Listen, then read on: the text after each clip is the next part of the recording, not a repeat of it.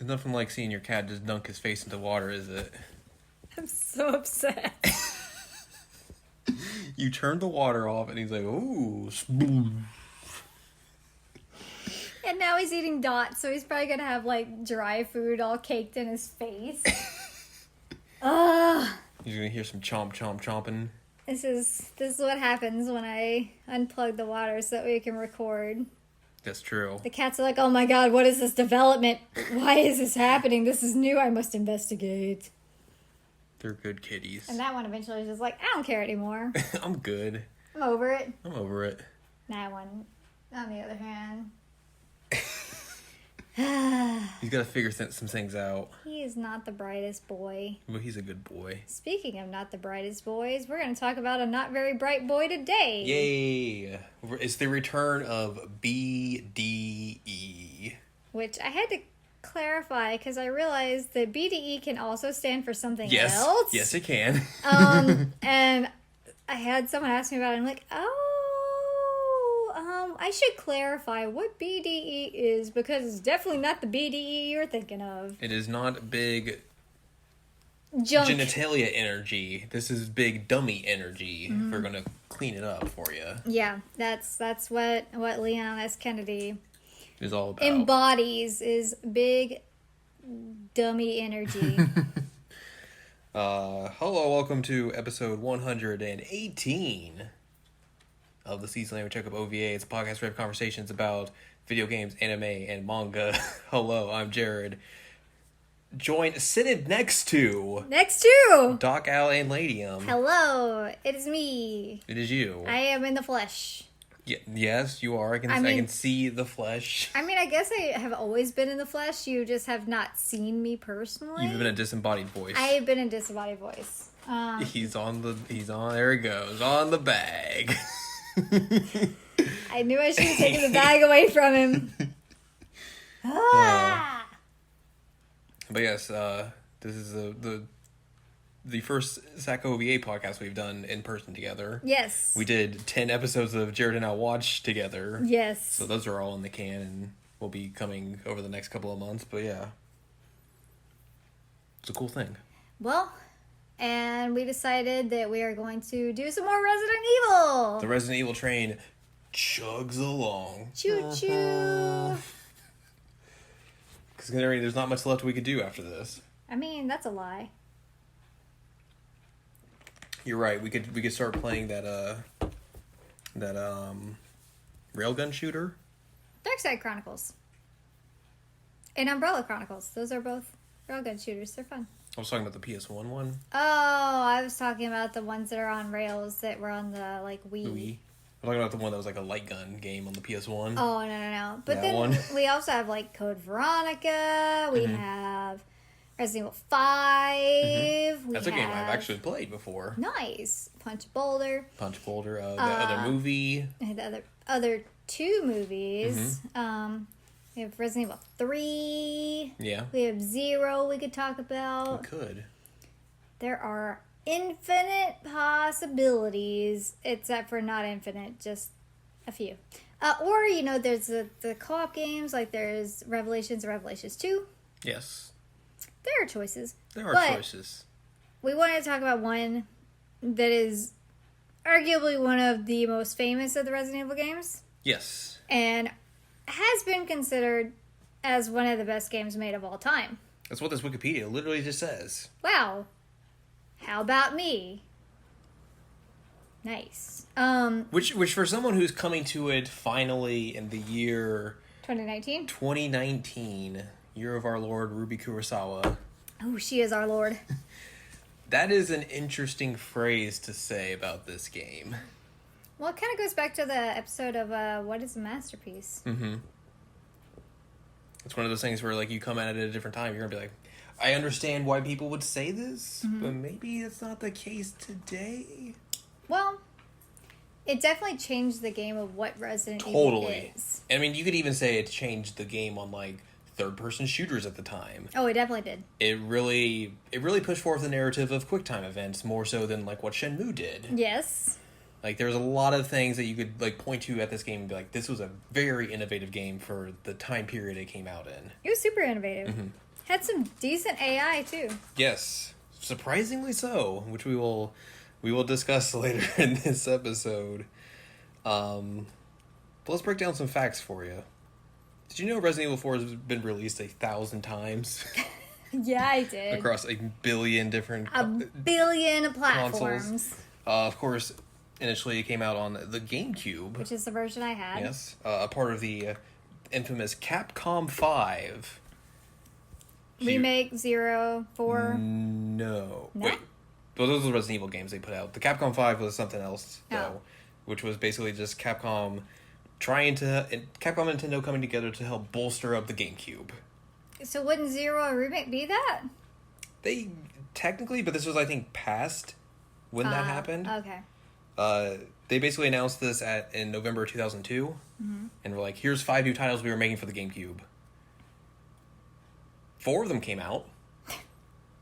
3 of them remained exclusive. All right. This all started with PNO3, which was a Shinji Mikami directed joint. The only of these games that remained exclusive to the GameCube. Okay. It was a third-person shooter, sci-fi stuff. That's all you need to know. Beautiful Joe, which was a very stylish 2.5D side-scrolling action platformer, which eventually came to the PS2 and everything. Yep. Dead Phoenix was a 3D shoot-'em-up. Got canceled in August 2003. Okay. Resident Evil 4, obviously. And then Killer 7. Okay, wow. So that was the Capcom 5. But Resident Evil 4, first released on January 11, 2005 in North America on the GameCube. Day after my birthday! There you go. Yay! In Japan on January 27, 2005, and on PAL regions March 18, 2005. It would come to the PS2 not even a year later. Correct. And in North America came to it on October 25th, 2005. In Europe, November 4th, 2005. Australia, November 9th, 2005. And in Japan, December 1st, 2005. With added stuff. We will get to that later. Came to Windows. Published in North America and other regions on Windows by Ubisoft, of all people. Wild. It's a weird thing. Came to Windows in Australia March 1st, 2007. Europe, March 2nd, 2007. North America, May 15th, 2007. And Japan, June 7th, 2007. The Wii would be its next stop. I have that one too. Came out in Japan on May 31st, 2007. North America, June 19th, 2007. Australia, July 5th, 2007. And Europe, July 13th, 2007. Came to iOS in North America on July 27th, 2009. And then April 3rd, 2010 on the iPad. Like this? That is a phone, yes. It's on here? No way. Well, I mean, this was 10 years ago, so I don't know if that version is actually still a thing. And then Japan on July 28th, 2009, and then May 21st, 2010 on the iPad. Came to the Zeebo, which I think is a Brazilian console, on August 11th, 2009. Came to PS3 and Xbox 360 on September 8th, 2011 in Japan, September 20th, 2011 in North America, Europe, September 21st, 2011. Android, it came to in Japan on January 23rd, 2013. Worldwide, on April 23rd, 2013. PlayStation 4 and Xbox One came to on August 30th, 2016. And finally, it will be coming to the Nintendo Switch on May 21st, 2019. Yep. That is a lot of places this game has been. A lot. Which feels like it was more than like what Remake was. Which was also a lot. Let me see what that... Resident Evil 4 mobile version is what the thing was called. It's not still in the store, for the record. Is it? I just looked, it's not. Oh, that makes sense. I feel like that'd be bad. That version? Yeah. I bet it's a lot of QuickTime events. I mean, the real game is a lot of QuickTime events. Well, I mean, even more so. Considering it's a mobile game made in 2009. Or came released in 2009. Yuck. We were discussing this a little bit before we started recording, but there was a lot of...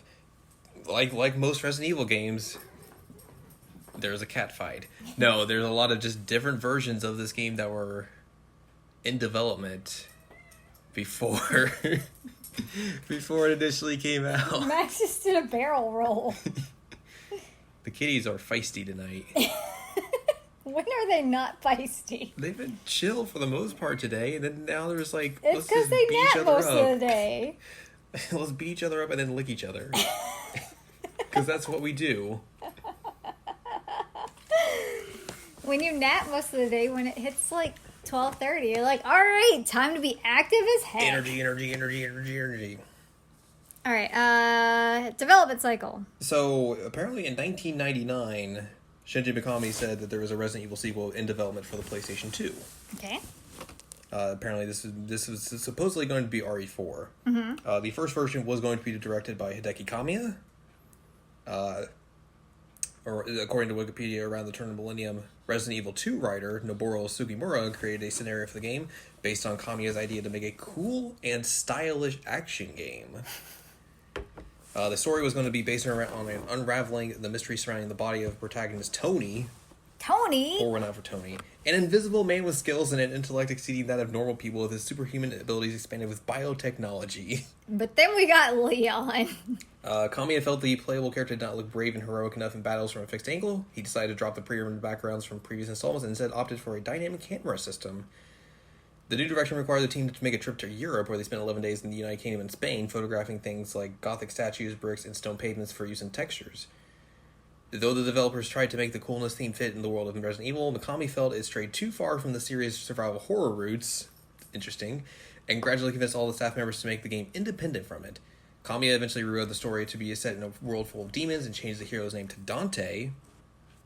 So obviously sees where we're going with this. Yes. The cast of characters remained largely identical to that in Sugimura's scenario, although the hero's mother and his father, the latter in an early version of the Umbrella Corporation founder Lord Oswell E. Spencer, were written out of the story. The game's new title was revealed as Devil May Cry.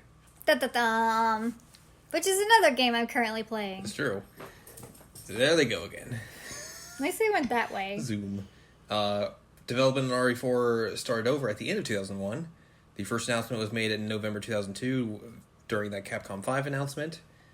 The revision, commonly dubbed the Fog version, was directed by Hiroshi Shibata and was 40% finished at the time.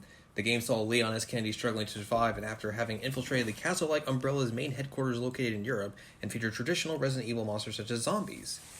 During the course of the new story, which was written again by Sugimura's scenario creation company Flagship, Leon became infected with the progenitor virus and possessed a hidden power in his left hand. Ooh.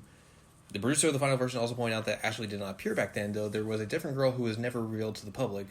The game was to feature some first-person elements. Yuck. Flash forward to E3 2003, and we see another revision called the Hookman version, though also titled Marbaroshi no Biohazard 4, or the Phantom Biohazard 4. When Mikami introduced the trailer, he said that development was proceeding smoothly and claimed the game was scarier than ever before. The story was set in a haunted building where Leon contracted a bizarre disease and fought paranormal enemies such as animated suits of armor, living dolls, and a ghost-like man armed with a large hook. The game had an otherworldly feel to it, containing elements like flashbacks, hallucinations that were marked by a bluish tint and a shaking camera. It also displayed various gameplay mechanics that carried over to the final release, like the over-the-shoulder camera and a laser sight for aiming in battles and QuickTime events. Other features, such as dialogue choices, were removed later. Though ultimately scrapped, 5 minutes of gameplay footage for this version was released on the Biohazard 4 Secret DVD, a Japanese pre-order bonus given out in January 2005. It almost seems like they were making like something like Clock Tower with that version of Resident Evil 4. Yeah, huh? That's wild, though, that they were trying to do that kind of stuff with it. Yeah. It was very much not Resident Evil. The hallucination version had only a basic story concept, having dropped the previous scenario penned by Noboru Sugimura of Flagship. In 2012, Resident Evil 3 Nemesis scenario writer Yasuhisa Kawamura said he was responsible for this version, as he wanted to make Biohazard 4 scarier and suggested using a particular scene from the film Lost Souls, which is a film that stars Winona Ryder and John Hurt. John Hurt coming off of his great performance in Tender Loving Care, clearly. It's a really bad FMV game. Wow. That has like really bad sex scenes in it. Ew. Yeah, it's real dumb. The main character suddenly finds herself in a derelict building with a killer on the loose. An arranged version of this idea eventually turned into the Hookman. The idea went through several iterations as Mr. Sugimura and I carefully refined this world, which I have to say was very romantic. I kind of hate this. Like, I hate that all this is happening, because it's like, they have no idea what Resident Evil was at this point. Does anyone know what Resident Evil was at any point? Yeah. There was like a clearly defined trajectory of Resident Evil, and 4 fits into it now, but It took them a long time to get All there, of this clearly. nonsense is not Resident Evil. It's something entirely different. Leon infiltrates the castle of Spencer, seeking the truth, while inside a laboratory located deep within, a young girl wakes up. Accompanied by a BOW dog, the two start to make their way up the castle. Unfortunately, there were many obstacles needed to overcome, and the cost of development was deemed too expensive. Kawamura added he was very sorry and even ashamed that Mikami had to step in and scrap this version. After this attempt, the last cancelled revision featured classic zombies again. However, it was discontinued after a few months, and before it was ever shown to the public, as the developers felt it was too formulaic. The story of the progenitor virus was eventually covered in Resident Evil 5, and the Spencer estate became the setting for the Resident Evil 5 DLC pack Lost in Nightmares, featuring Chris and Jill. Correct. Which takes us finally to the version we played. We all know and love. Yes. Following that, it was decided to reinvent the series. Mikami took over directorial duties from Shibata and began working on the version that was released. In an interview with Game Informer, Mikami explained his decision to shift to a new gameplay system is due to the feeling that the older system is more of the same after playing Resident Evil 0. He says that he only felt nervous once more when playing with the newer system. Speaking for the team, game producer Hiroyuki Kobayashi mentioned how the staff was tired of the same thing and how some got bored and moved on to other projects. In addition to that, the producer also felt that the older format was stuck in a cookie-cutter mold and described it as shackles holding us down.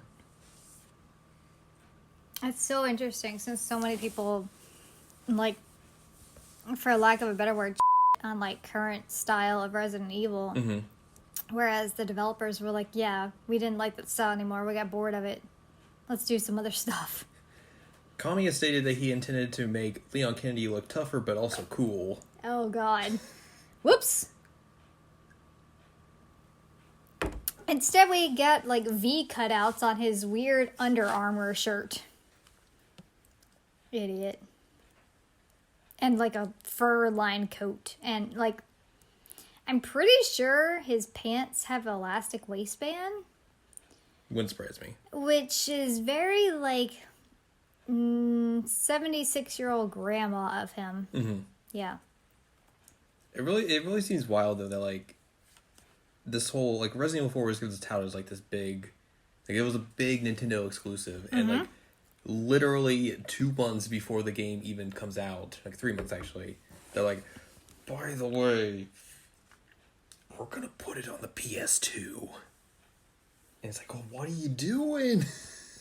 But, at the same time, like, there was almost a year that it was exclusive. It was from January to October, right? Mm-hmm.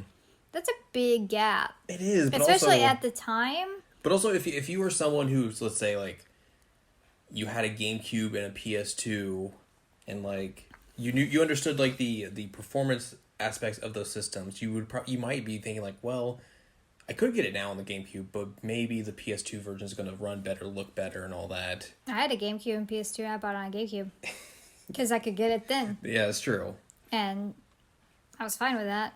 Also, the GameCube controller was a better controller. Well, let's not get too hot takey here. Come on. Don't say things you can't take back. It was a better controller. No. But also, it is not the best controller, despite what Melee people will say. That's definitely true. It was a good controller. It was awesome. I love the GameCube controller. Period.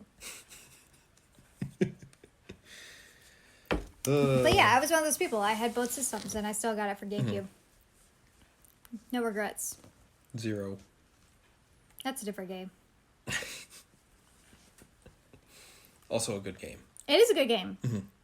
If all y'all who don't like Rebecca Chambers, she's awesome. There you go. If y'all. Uh-oh. Oh, the kitty's coming back. They're coming back. Let's look some sales numbers if you want. Okay. GameCube version sold over 320,000 copies in North America during the first 20 days. By January 2006, which is basically a year after the fact, over 3 million copies of the GameCube and PS2 version had been shipped worldwide. Nice. The GameCube sold a total of 1.6 million copies, and then the PS2 version sold over 2 million. The Wii edition also did about 1.9 mil.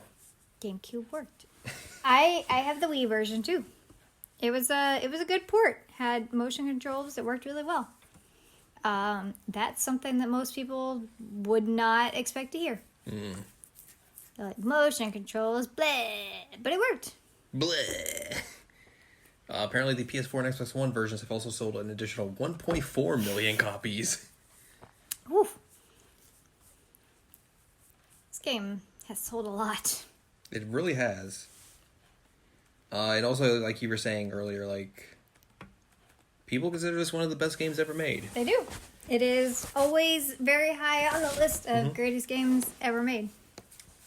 According to some lists on the internet, in 2008, Resident Evil 4 was ranked first place in the list of best video games of all time, according to the readers of IGN.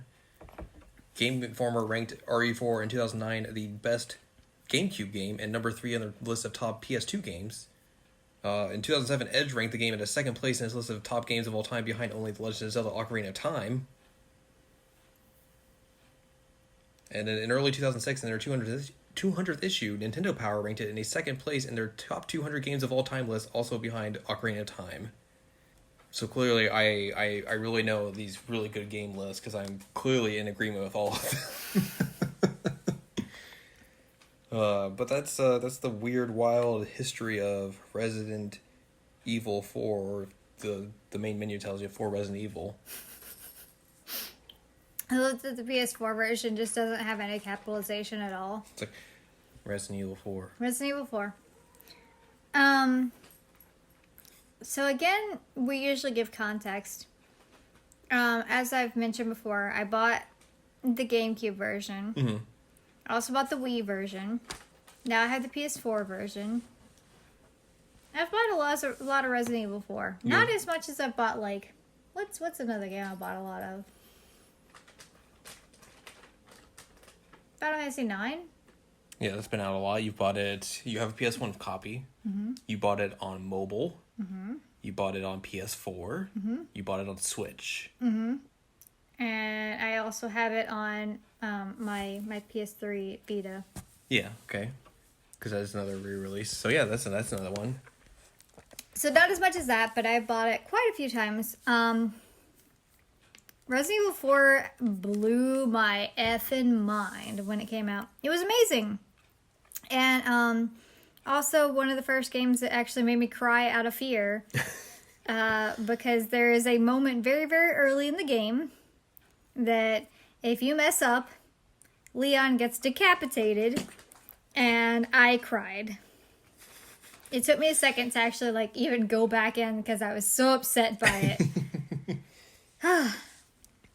And I mentioned before, I had a big dub crush on Leon Kennedy anyway, so, like, seeing him get decapitated was really horrific. Really horrific. Rip. Which, of course, goes without saying, Leon's back after his adventures in Resident Evil 2. Yeah, and, like, wisecrack and cool dude now. It's a very different character from what you leave in RE2 to this. It's like... It almost kind of feels like it's like the Raiden treatment from Metal Gear Solid 2 to Metal Gear Solid 4, where like we have to make this character way cooler than what he initially was, but a little bit not the same, like toned down a little bit, but like it is of course like, you know, an older Leon, so he's like 6 years older. Yeah, so he's been through a lot. He's basically not a cop anymore. He became like a special agent type guy. So he's been through a lot. He's seen a lot of his friends die. He's seen a lot of outbreaks. He's seen a lot of BOWs. He's hardened, but at the same time, he's kind of an action hero and has dumb one-liners. He's not to the point where he's just drinking in Colorado and like, no, I'm done. No. Not yet. That's still another like 10 years down the line. 27, 30. Yeah, it's about right. 10 years down the line. Few more rejections via Ada. Few more punches in the face from Chris Redfield. Yeah, he'll get there. He'll get there. And I made a joke that, like, now all of his dumb dad jokes are because he was a dad to Sherry for, like, all of 5 minutes. So he's like, oh, man, now I gotta come up with dad jokes. But he is, like, throwing one-liners left and right in this game. And he is sassy, and he is done. TM. It's also kind of interesting to go from, like, we recently did the RE2 remake, and hearing that voice actor of Leon, and then now, like, Gruffy Leon S. Kennedy. Well, you can see where Matt Mercer ended up getting the job now. Mm-hmm. Because the trajectory from this guy to Matt Mercer makes sense. Yes. Before that, we had Boy Scout Leon in 2. And yeah, they didn't really... I guess they were trying to keep him more of like an idealistic Leon at that point because he hasn't quite been through as much stuff. We do know, because there have been a couple times in the game that it happens, he does not smoke, so it's not the voice it's not the smokes that are making the voice do that. It's just him being hardened. I think he rejects smoking twice in Resident Evil 4, which may be a Nintendo thing. I wonder if that would be a weird Nintendo thing. But why put it in then? Like, why even have the mention of like, hey, you gotta smoke? And he's like, no. I just had to think of like, what game did we recently see that had like the, hey, this game does not condone smoking cigarettes warning in it, but it wasn't this game. It was not this game. It wasn't. Clearly that would have fit in. But Leon, he eventually does drink quite a bit. Yeah. But not yet. So we're in Spain. In the year 2000 something. I forget which year. I think it's supposed to be like 05 or 04, right? Because like maybe 04. Because like he mentioned it's like 6 years after RE2, so I guess it would be 04. Yeah. I guess for context as well, since you mentioned your history with the game, like I obviously knew about it very much because like it was one of the biggest games of that time period, but never really played it because like the GameCube version obviously came out. I didn't have a GameCube, so I couldn't do that. And then when it came to PS2, like I wasn't really that into like playing horror games then, so didn't really seem necessarily. And then like since then I have a copy on 360, I think. One of those systems. And like I've started it a couple times, but just never really got like super far into it, so like it's never been something I've really gotten to experience. You know, and also like, you know, really before knowing you, like Resident Evil really was like what have I done to you? It was like a really like a dark hole of a series for me, so like none of the context or anything really would have hit on me, so I don't know. Yeah, it makes sense. So this has kind of been like, I don't want to say a long time coming, but this has been a while. Then I'm like, you were going to play Resident Evil 4. So now you're here, and I made you play Resident Evil 4. You sound like you just like tied me up like, you're going to play this game. I walked you in the apartment and said, play Resident Evil 4. No. We had a conversation of, what are we going to do? And then you asked me if we could actually beat it in time. I was like, yeah. We could do it, and we did. We did. We didn't do separate ways because it would be like 4 o'clock by the time we were recording this podcast. Yes. So he's aware that Ada's separate ways mission exists. We kind of have gone through the context of what that is. But anyway, since you are here, we played Resident Evil 4. We did. And I still love Resident Evil 4. I think it's really good. But yeah, so we're in Spain, and Leon is on a mission to find the president's daughter, Ashley Graham, who is a 20-year-old college student. And he is hanging out with his bros, the policemen, the Spanish policemen. The Policia. Policia. And they are jokesters and not interested in this mission at all. And one of them goes out to pee, complains that it's cold. Things go awry very quickly. And Leon's like, oh crap, what do I need to do here? What are all these things? And even makes a mention, like, after he goes into the first house and sees a guy, and the guy looks normal and then, like, attacks you and you kill him. He looks down and he's like, this is not a zombie. And so, like... Yeah, so, like, very much, like, straight away, they're like, yo, we're changing the formula here.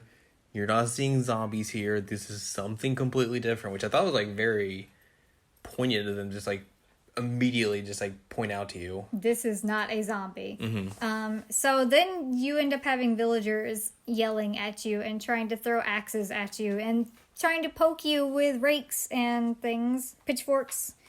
throw sickles at you. Yeah, well, that's a little bit later, but they do throw a bunch of stuff at you. Axes, and they're rude.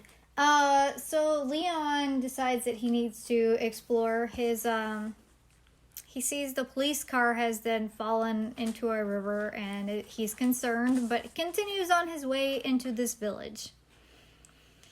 Once you get into the village, things go nuts. Mm-hmm. And this is where I first got beheaded. Because the game throws you in very quickly, and that there's just like a metric butt ton of dudes. And one of them is a chainsaw zombie that has a one-hit KO. Mm-hmm. And the goal of the village area is you just survive. Yeah. So, when people say that current Resident Evil formulas don't have survival horror, this is survival and horror, because you are literally terrified because it's the beginning of the game and you're having to survive, and you don't know how long this is going to go on. You don't know what you have to do to fix it. You have this chainsaw zombie. It's awful. But eventually they all do go away, and you realize that you're kind of having to deal with like this cult of people. I don't even know. You find out that Ashley is in a church, so you're having to do a bunch of like weird shenanigans to get into this church. And if it sounds like I'm skipping story, it's because there's a bunch of like roundabout things that you're like, I have to go to this area and this area and this area and this area just so I can get into this church. Do some kind of puzzles along the way. Yeah, there are puzzles. There are puzzles. It's not as puzzly as the first 4 games. Oh, there's a bonk. It's pretty puzzly. Also, we did determine that this is technically Resident Evil 6, so all you people talking about Resident Evil 6 saying it's bad, like, I can't believe you. Can't believe you. This is supposed to be one of the greatest games ever made. But yeah, you eventually get to the church. Leon does some cool action poses where he's swinging around on a chandelier. This game really does feel like they saw a lot of the early 2000s action movies and were like, we should incorporate some of those things, like slow motion and doing crazy flips and dives. And I think it's hilarious that they chose Leon to do that. Yeah, if you think about it now, it'd be like, oh, that's gonna be Chris's. It would be Chris. Yeah, it's gonna be Chris's stuff there, but nope. No, it's Leon. It's Leon. It's so bizarre they picked Leon for this, but yeah, Leon becomes the action hero. So he ends up eventually finding Ashley, and she's fine mostly. I guess I skipped a part where he gets injected by the virus. Mm-hmm. Whoops. He meets a man named Luis, not Lewis. Which Leon cannot understand what the difference is. He can't. He calls him Lewis the whole time, and I'm like, his name is spelled Luis. He's from Spain. It is pronounced Luis. I mean, he's also going around like being like, wow, these people eat food like normal humans. They have books. They pee can like read. Regular people. It's like, buddy, Yeah, what are you doing? He's a bit racist. Leon is racist. Ooh. So that's kind of butts. But yeah, so he gets injected. He eventually finds Ashley, discovers that she is also injected with stuff. Mm-hmm. Louis kind of like runs around and is potentially shady in a sense. You don't know what he's really up to at this point. He's always showing up in like the weirdest spots. Like, oh, how did you get here as well? What? What? He makes a reference to Ashley's ballistics. Mm-hmm. But then gets mad at her because she doesn't introduce herself. He makes one of the best jokes of the game, which there's this one part where you're like protecting Ashley with Luis in this house. Mm. And he says this joke about like sending out the invitations. He said no more than 50 people. And like he's telling this to Leon. And I'm sure Leon's just like, dude, what? But he yells at him and he's like, I told you no more than 50 people. Because that house is swarmed. Mm-hmm. But after you get Ashley, like, the whole thing is that they're trying to get her back. So they're constantly going after you and trying to pick her up and take her away from you. If she gets taken or if she gets killed, it is game over. Instant. So... And Leon, just like, he'll just sit there and be like, Oh no. And face palm. Falls to his knees. So it is... A lot of the game is an escort mission. And a lot of the game is trying to figure out how to maneuver with Ashley alongside you. Which I knew coming in that, like, a lot of this was going to be, like, you know, it's an escort mission game, essentially, but, like, it really wasn't as bad as I was anticipating it being. Well, and also, like, Ashley's gone a big chunk of the game. Yeah. But, yeah, it's really not that bad because you mostly have parts where, you can tell her to wait, or you can tell her to hide, or... You can put her in a friggin' corner behind you and just go to town. Like, it's not too bad. And people kind of, like, overestimate or over-exaggerate what this escort will be. Well, I think it's just the way that time period was where, like, escort missions were such a thing during that time period. And a lot of them were terrible because of the way those AIs were designed and how you just had to, like, babysit them and force them to cooperate in ways that it just didn't really work. But like you said, like, for this, it's pretty self-explanatory, it's pretty simple, and it was never anything where I was like, oh, the AI did something real stupid there and got me killed. Which brings me back to the fact that I said earlier, the AI in this game is actually really good, especially for the time. Like, Luis, whenever you're fighting alongside him, he will shoot the enemies. He will throw you ammo. He will follow you where you need to go. Like, he's not going to just leave you standing. Like, compared to, like, Remake, where Barry's just kind of like, hey, I'm standing here. Hello, I am Barry. Hi. Oh, I should shoot this thing? Oh, you want me to shoot this? This, right? Yeah. One time. Are you sure? One time shot. Luis is like, nope. And even if, like, you're like, oh, I need to shoot over here, he'll just duck under you. He'll duck under you. And Ashley does the same thing. She'll duck a lot. And, you know, she's pretty good about getting out of the way. And although the funniest part about her AI is that it's written into her that if you look up her skirt accidentally, she calls you a pervert. But there are multiple times that, like, if you fall down being attacked and your head is anywhere near her skirt, she's like, you pervert. I'm like, I'm dying on the ground. I didn't mean to. I didn't mean to look at your underwear. I am just suffering. I just got shot by a crossbow. I didn't mean to look up your skirt. And so that's pretty funny. Which I imagine Leon on the ground crying about this. That's how it would go. Him just yelling, I didn't mean to. You're not Ada. I didn't want to look up your skirt. Which, speaking of Ada, she is around. She's back. You first run into her when you're hanging out with the chief before you get to the castle. And in a secret cutscene. In a secret cutscene that I didn't know was there. That if you turn around and go back into the room after you've had this encounter with Giant Chief Man, who kind of looks like Rasputin... he just waltzes back in and is like, hey, what are you doing? Get out of here. He just, like, attacks your face, and Ada shoots him and, like, zip lines away. And like, a woman in a red dress? That sounds familiar. And it's like, Leon, Jesus Christ, my dude. You don't have to say it sounds familiar. You know who it is. You know who it is. Your boner radar is going haywire. For real. Like, God, Leon, you know. And I understand that, like, the RE2 canon at the time was that he was unaware that she was still alive.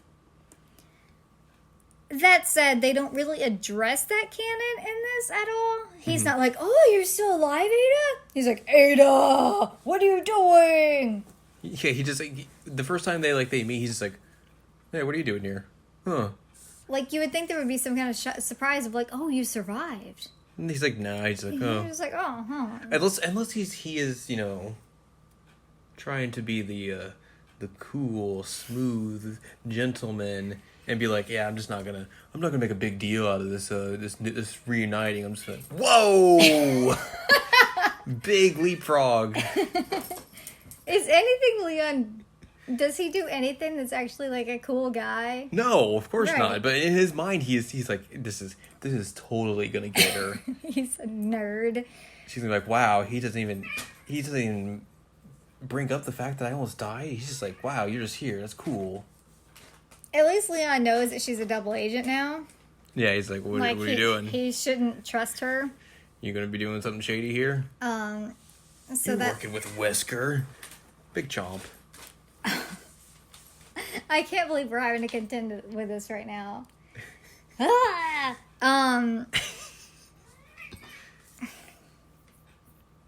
So this game is also separated into 3 sections, much like Resident Evil 2. You are correct. You start with the village, you go to the castle, and then eventually you're in the lab island thingy, prison. There's a lot of different sections in that third one that you're not really sure what it is. Mainly just the island. Mm-hmm. And so the real progression of it is you're going through the village. Eventually, Leon takes Ashley to the castle because he's running away from the villagers. And he's like, oh, this was probably not a good idea. You get into the castle and you run into like these cultist guys that are really, really creepy. And they have these chanting things that they do that very, very much creeps me out. And you run into this little like 18th century guy who's kind of like Napoleonic in nature. Yeah. I think is a good way to describe him. I think that's a really good way to describe him. Yeah. So you're in this castle, and he's like, all right, you're in my domain now, Leon. Well, actually, he calls you Scott, Mr. Scott. Mr. Scott. And it's like, his name is Kennedy. Where did you even know his middle name? How did you learn his middle name? But yes. He did his homework. Apparently.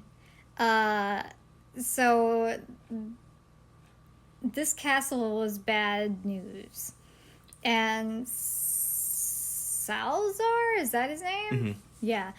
So Salazar is kind of like a troll the whole time. Somewhat literally. And he's just kind of messing with Leon. Eventually, like, steals Ashley back at one point in a dumb way. And so it's a whole bunch of Leon, like, he hijacks Leon's walkie-talkie. So Leon can no longer talk to Hunnigan. And he's kind of, like, taunting him as he goes through this castle. And, he's also, like, taunting Leon and the fact that, like, oh, hey, you know you have that injection. Those are gonna hatch soon. You're gonna be mine. Doesn't even matter. Do what you gotta do. So, one of the most tragic moments of Resident Evil 4 happens in this castle. Rip. We find out that Luis is a researcher that used to work under Salazar. He is actually a relatively good guy, I guess. Also wants a cop. Also wants a cop. Which, speaking of, we have to talk about the fact that Luis asks Leon, are you a cop? No, you don't look the type. Which is funny as heck. But then Leon later tells him, I was a cop for a day. For a day. Which then begs the question, like, he left Raccoon City in 2. Did he just decide, no, I'm not doing this anymore? Like, I mean, there's not a Raccoon City police department Yeah, anymore, there's but no he could've- police force to really go back to. But he could have gone to another police force, but instead, I guess he just became like a bioterror agent. Maybe he just really thought, like, the police force was really like this, and, like, I don't know, this isn't the right thing for me. This is the worst first day ever. So he did the worst thing ever and became a bioterror agent instead. Like, if that's the worst day ever, you're going whole hog into the worst thing ever. Ugh. So anyway. Or they just tapped him, like, immediately afterwards, like, hey, you have experience with this, you could help us. Yeah, maybe.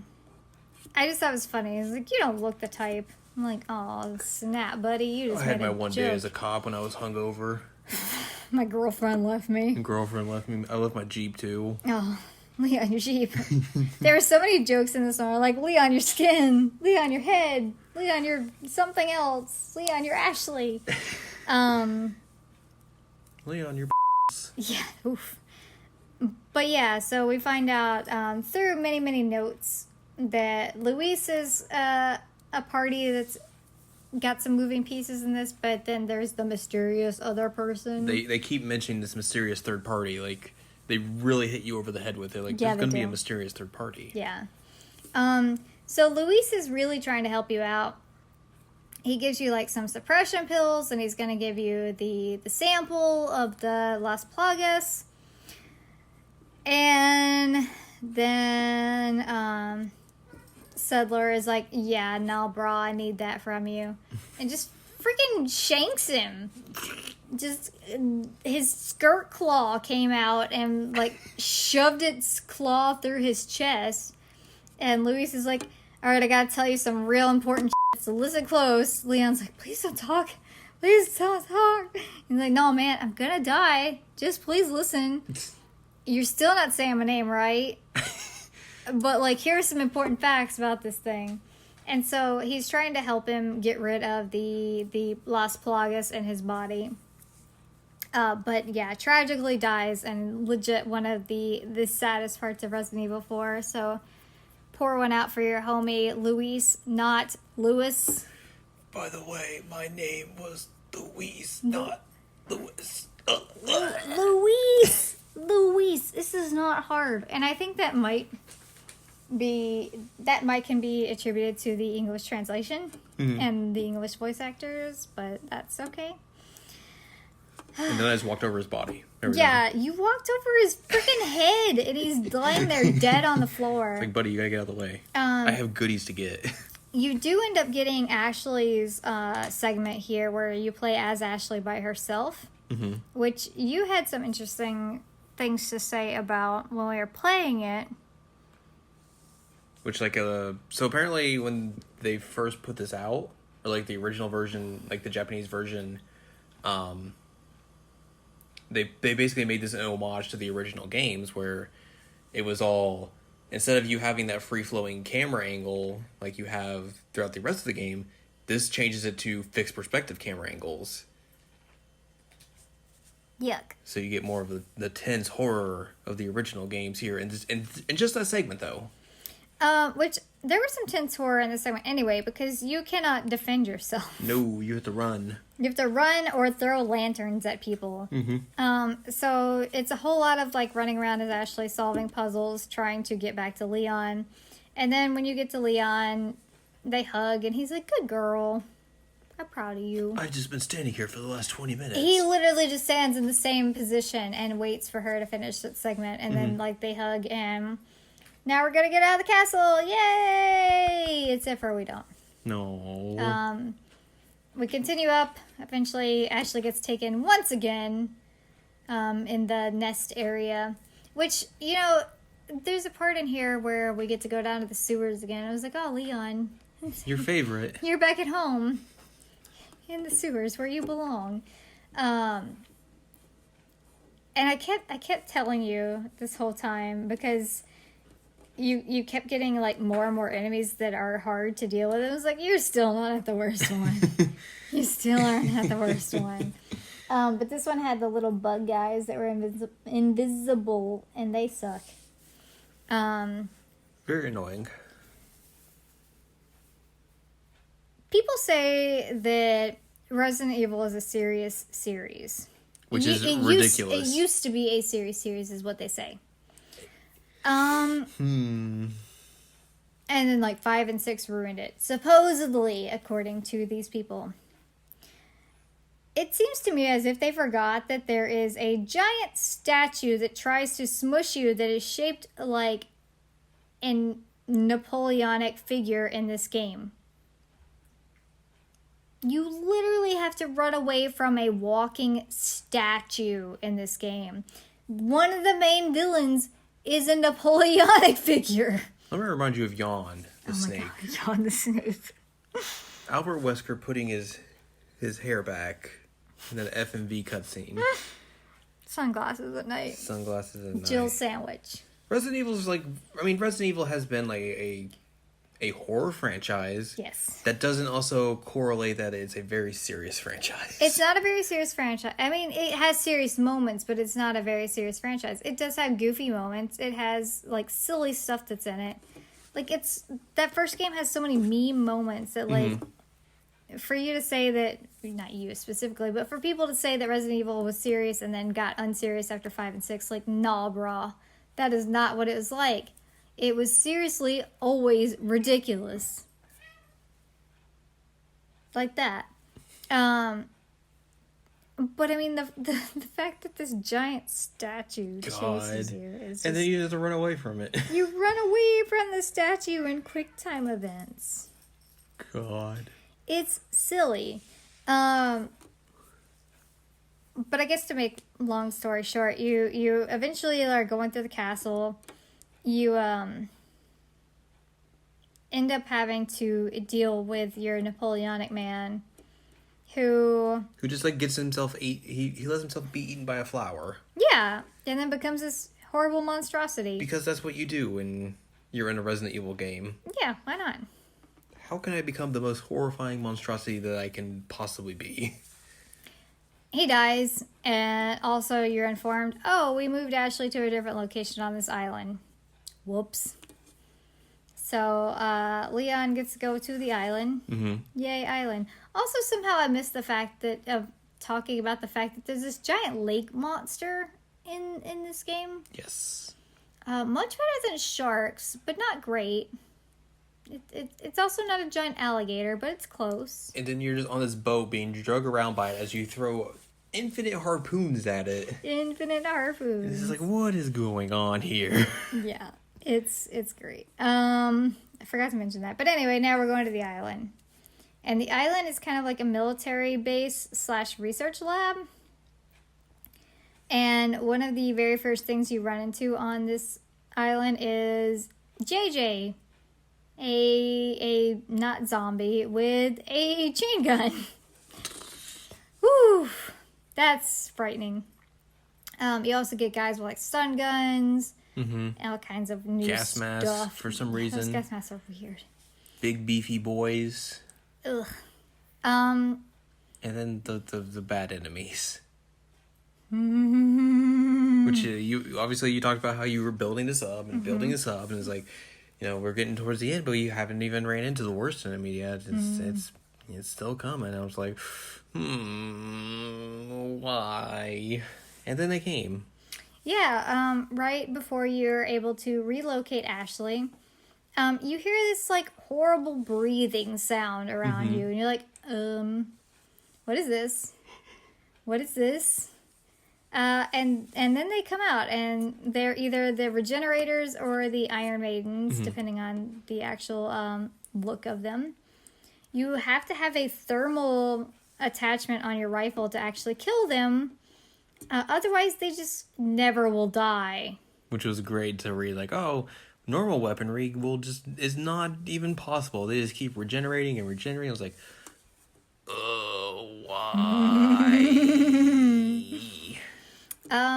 So the whole time they're like oddly twitching towards you, and I think that also helps with them being terrifying, is that they don't move like normal critters do. They like twitch, and they have very odd body proportions, and you have to shoot these things in them, the little plagas. If you're fighting the Iron Maiden version, every time you shoot something, it just spikes out. It's horrific. Those guys and the giant like blind claw guys are the worst to me. Those guys suck. I don't really like them. So whenever you're in a room and you can just hear these regenerators breathing, I'm like, this is not good. Nope.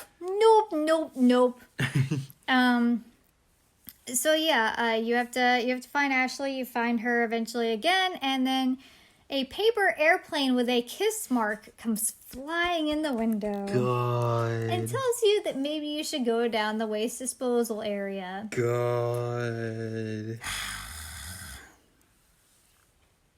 It's ridiculous. It's really ridiculous. So you get to go down the waste area and try and escape with Ashley.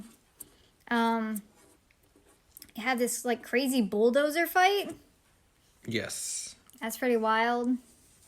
Where Ashley is driving a bulldozer and you're having to keep enemies off of her. And you And then eventually you get to the lab, and Settler's like, oh, by the way, I can control you. Ashley, come with me. And she's like, okay, yes.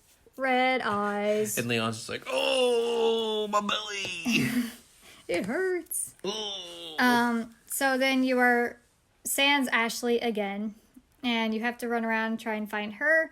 Eventually you run into Ada, who is trying to help you figure out, like, how to get rid of this virus. Mm-hmm. And Leon snaps and gets very Plagueis-y. His eyes turn red. He decides he's just going to choke Ada. Mm-hmm. And she's not into that, so she stabs him in the leg, then knees him in the nards. Yep. He's like, oh, I'm back. Sorry. Sorry, about Ada. that. It's great. He's like on the floor, hunched over because he just got kicked in the nards and also stabbed in the leg. He's like, sorry, Ada. And like, dude, you can be a little bit more apologetic than just saying that. But also, she kind of sucks too. So, you know, whatevs. But she does tell you, like, you know, there is a way to get rid of it. I think there's like a note that tells you about it too. And she helps you get Ashley back again. Mm-hmm. Because there's this weird, like, thing they have her in. And she just, like, lays into Sadler's, with, like, a I guess, semi-auto gun. Isn't it like the same gun that the one dude had? I don't remember. That you knife fight. Oh, Krauser in the knife fight. Yes. Yes, that happened. Krauser in a knife fight, which is a bunch of quick time events. It is. And then just, like, trying to get up close and be like, yeah. I died a lot in that first knife fight. Mm-hmm. A lot. Because I missed quick time events. And you missed a few. Yeah, it was just because they would show up on screen like, oh, okay, got it. And it was like, nope, you're too late. Nope. You got stabbed in the throat. Like, you have, like, less than a second, it feels like, to even, like, just get those in. And it's weird because, like, Leon gets cut across the cheek even though he's, like, stabbing downwards. Mm-hmm. And it doesn't make any sense how that would happen. And like, the way it looks on there, it just looks like a scratch. Yeah. And then, like... It's just pouring blood on the like, knife. Blub, blub, blub. You're like, what? How's that much blood? Which is kind of cool that they kept the scratch there for the rest of the game on his model. But, yeah, that happened. And Krauser gets a little bit of backstory here that, like, they were comrades and he thought Krauser was dead. Krauser is not dead. Krauser is here. Mm-hmm. And now he's an enemy. But he was the one who kidnapped Ashley in order to try and get Settler's love and affection because he's American. So he sucks and does a whole lot of, like, cat and mouse BS. Which, like, hey, Ada, you guys are kind of alike. Which they were kind of working together. Yeah. But not really. Neither of them trust each other. I mean, do you blame them? No. Yeah. So, Krauser does this, like, dumb stuff with a maze.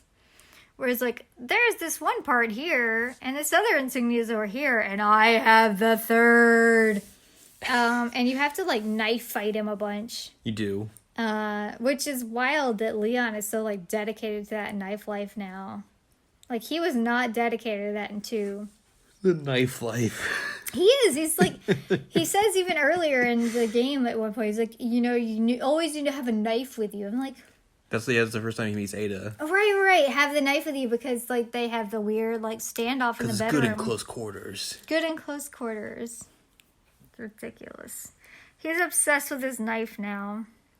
Anyway, he fights Krauser and dies. And then Settler's like, oh, by the way, I'm glad you did that because I didn't know what to do with him. Yay! Which, Settler doesn't sound like that, but that's fine. What if he did?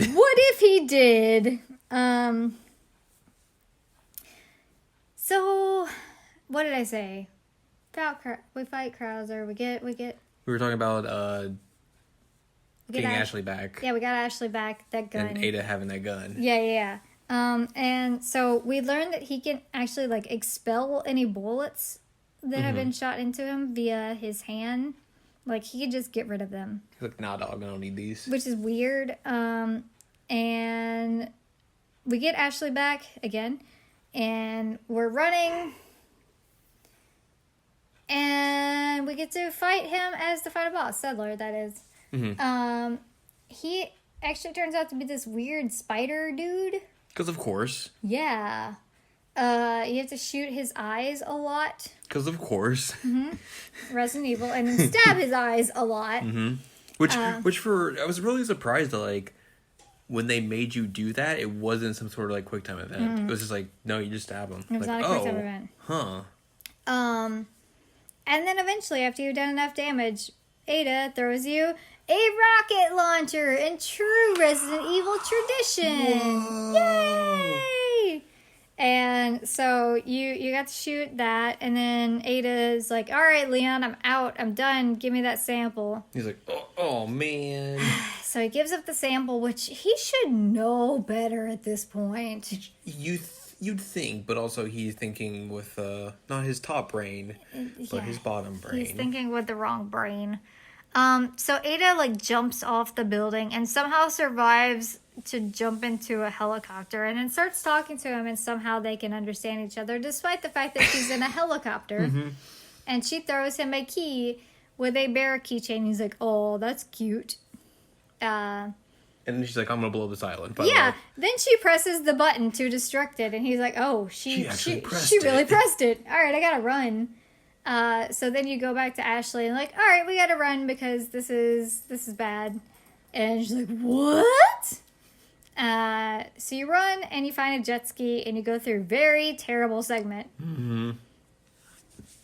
Very bad. But once you get free of the jet ski segment, you have Ashley hug Leon. And she's like, it's over. We're finally free. Yay. So how about we do some overtime? Wink, wink, nudge, nudge. Wink. And he's like, no, I can't. You know, I appreciate it. And she's like, I get it. You know, I had to try. So who is that lady in red, huh? And he basically says, like, that's a part of my life I can't get rid of. Because of course he does.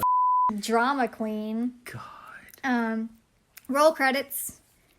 And then you end up getting a scene that makes no sense. None. Especially considering the context of what we literally just saw. Yep. Because you get another communication with Hannigan, or Hannigan, depending on your translation. And she has her glasses off. And he's like, oh, you know, you're kind of cute without your glasses. And she's like, Leon, shut up. You're on the job. Leon, no. And can I get your number? He's like, well, can I get back? When I get back, can I get your number? And she's like, Leon, no. Leon, bad. Again, makes no sense considering the fact that he was just stuck as up Ada, but Ashley got rejected pretty hard. Alas for her. And you realize that we've gone this whole time without talking about the best Resident Evil 4 character. Mike. No, not Mike. Although I'm sad that Mike died. He was really helpful and really great. No, the best merchant. The merchant! He's the best boy. He's a good friend. He's like, what are you buying? What are you buying? What are you selling? Ah, he's great. I love him. He's such a good...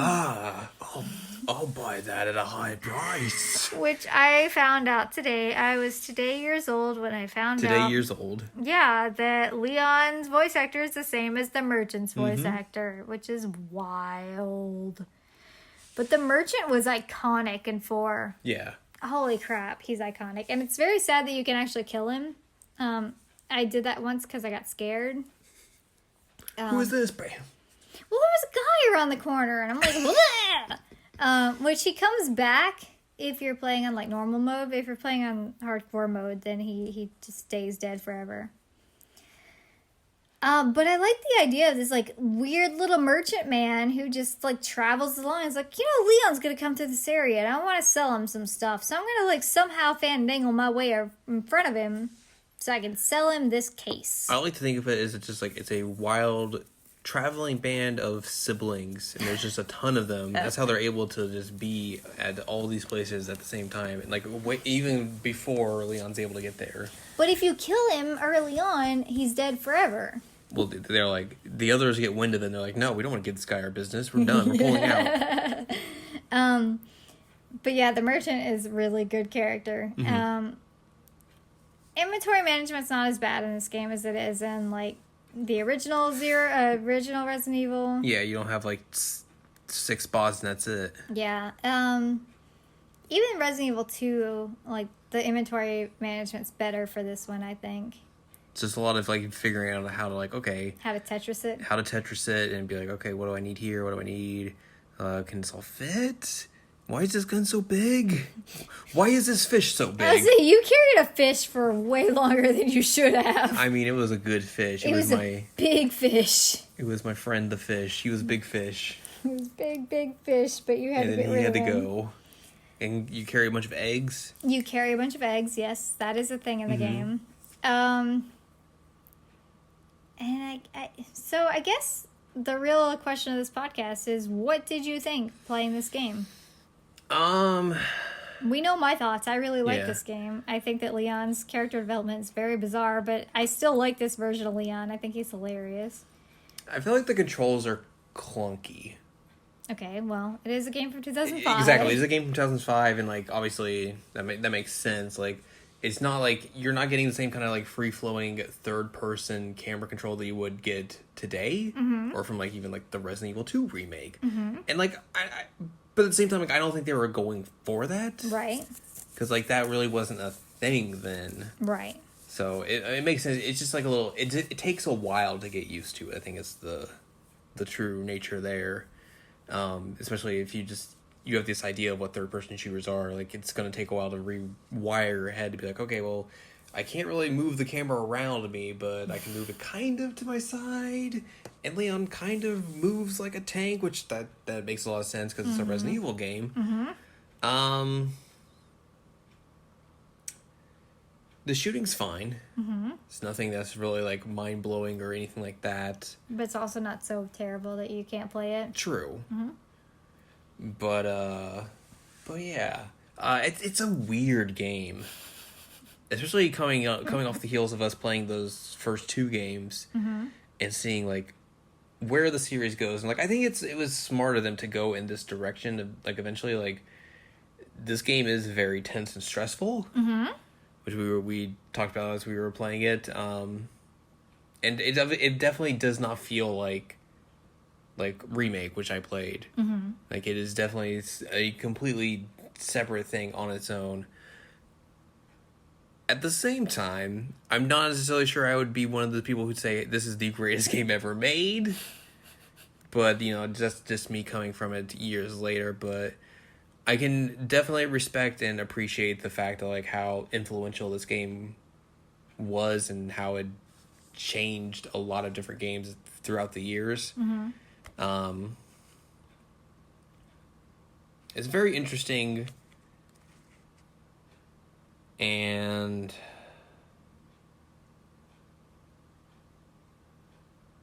I don't know. I might say I'd rather go play Resident Evil 6 than play this again. Really? I feel like I think that's more just like the gameplay of 6 was a lot more of what I would want out of this kind of game. But it's a lot more modern of a game too. Yeah, I think that's why. 2013 versus 20. It's not a game we're going to have to fight controls with. It's more just going to be like, oh well, it's what you think. So. Well, and Leon is a dork in both. Yes, he is. He's a giant dork. I can see more strains of Resident Evil 4 Leon to Resident Evil 6 Leon than I can from Resident Evil 2 Leon to Resident Evil 4 Leon. Oh, totally. Like, that 2 to 4 is a little weird, but, like, 4 to 6, I'm like, yes, okay, I can see how this character became this guy. And he became Matt Mercer at some point, so, you know, that's rad. That's sad that it's no longer the case, but that character trajectory makes more sense to me. Yeah, totally.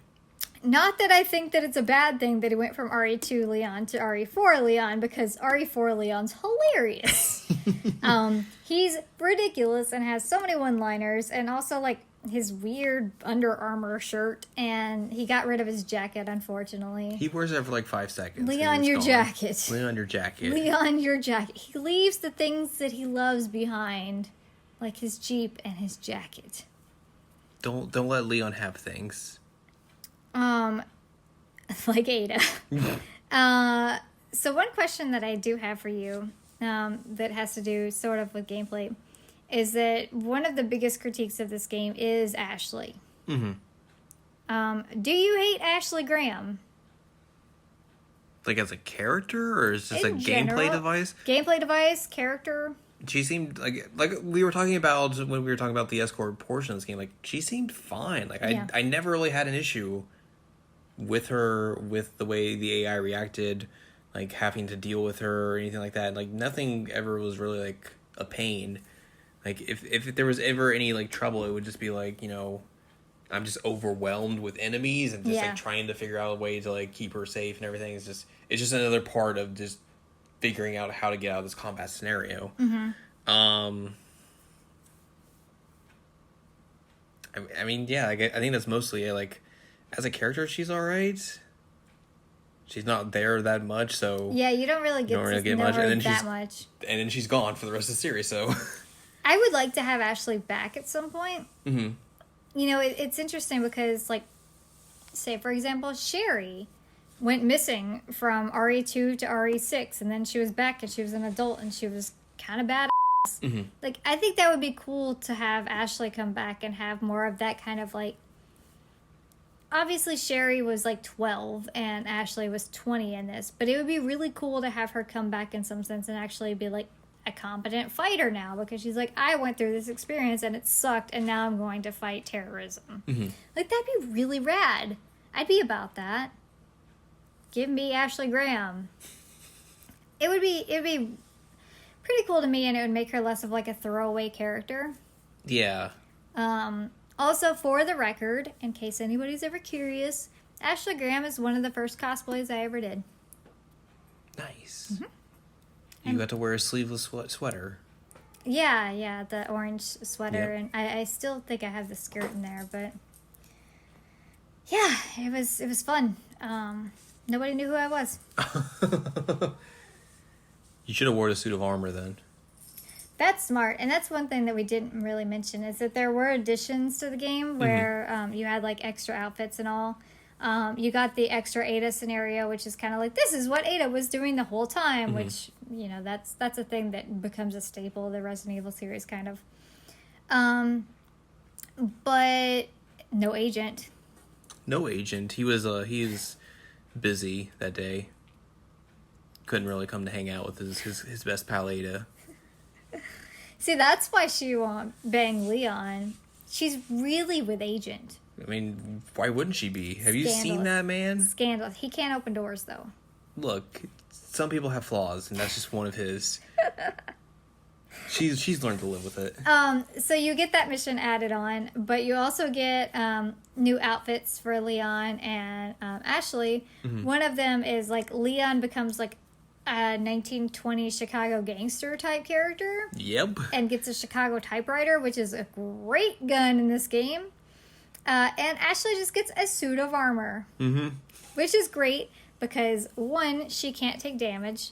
Two, she can't be picked up and carried away because if they try to pick her up, they drop her and fall themselves.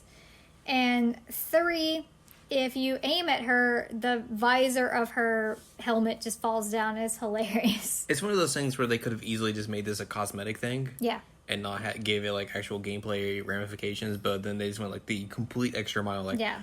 Let's do all this stuff. Let's just change how Ashley is actually, how the environment reacts to Ashley in this suit of armor. It's hilarious and it's very smart and it's way better than her pop star outfit. Yes. The positive of the pop star outfit is that you get Leon in his Raccoon City Police Department outfit. Mm-hmm. Positives and negatives. Please don't stand on the bag. That he only got to wear for a day. A day. One whole day. Although you never know, he might have just kept it and he wears it sometimes. I'm a cop. I'm a cop. I'm Leon S. Kennedy. Mr. Scott.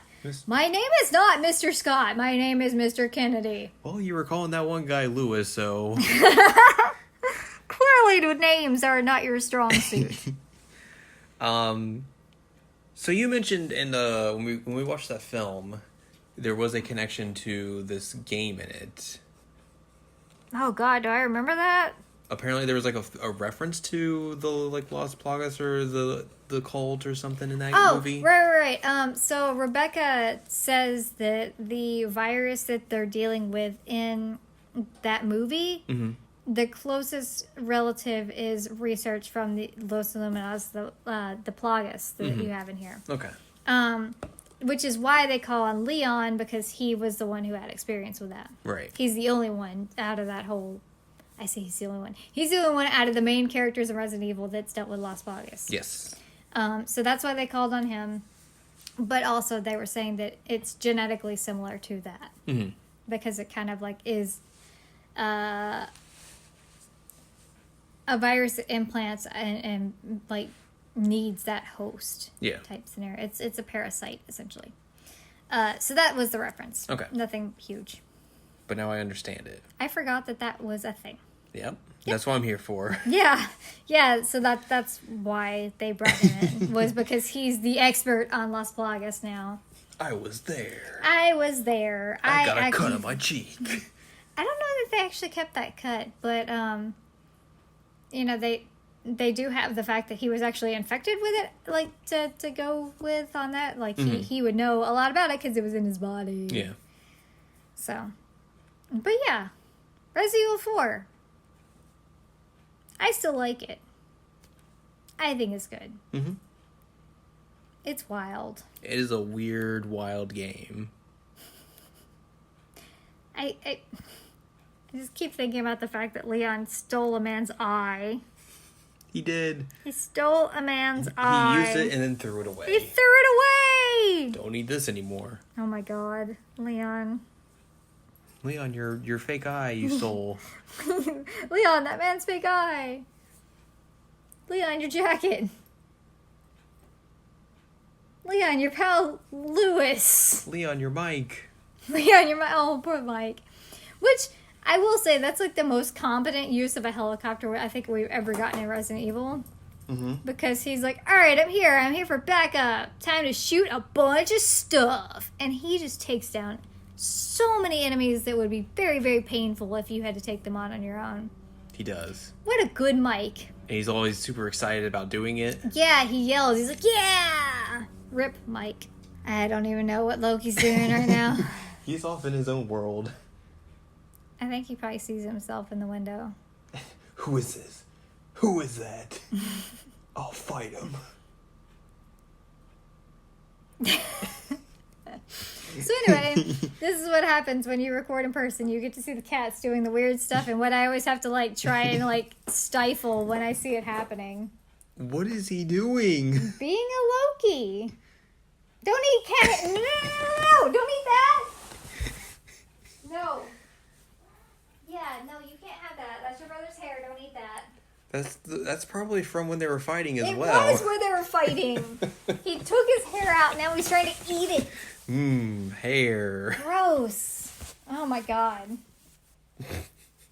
Anyway. They're wild boys. Your first ever Psych OVA episode from in-person people. From in-person people. I'm sorry, I'm very Live tired. in studio. I'm very tired. And my cats are being dumb. I love them. He winked at me. He did. Hey, buddy. He winked. So, yeah, this is also where Leon apparently decides that he is forever going to carry a torch for Ada. Buddy. Leon. Literally had the president's daughter want to go to the Bone Zone with you. And you're like, nah. Offering. Ada. On a jet ski offering to go to the Bone Zone. She shot a dog in front of me when we first met. And I was smitten. She did a backflip in this bedroom earlier in the game. It was great. She always stabbed betrays me in the me. leg. Love it. Ugh. God, Leon. What an idiot. BDE. BDE. Big energy. The Leon S. Kennedy story. That is the Leon way.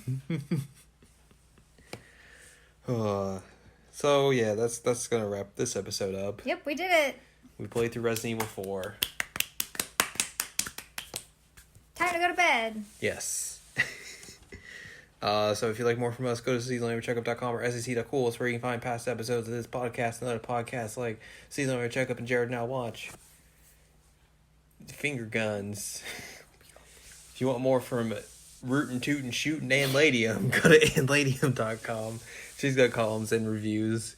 You can follow us on Twitter, twitter.com/anime checkup, and you can support us on Patreon, patreon.com/SACOVA. We'll do something next week. I don't know. I have no idea. There'll be something. No clue. I don't think I get the Devil May Cry before, but who knows? I'm on spring break. Spring break. Spring break. Spring break. Woo! So yeah, we'll figure something out. And Leon, your Jeep. Leon, your Jeep. It's still back there from 6 years ago. Oh, you need to no. go get it. It's Yeah. probably broken down and rotting now, but you should go get it. Take your jacket and get your Jeep. Yeah. Also, go get your jacket. Damn it, Leon. You need it.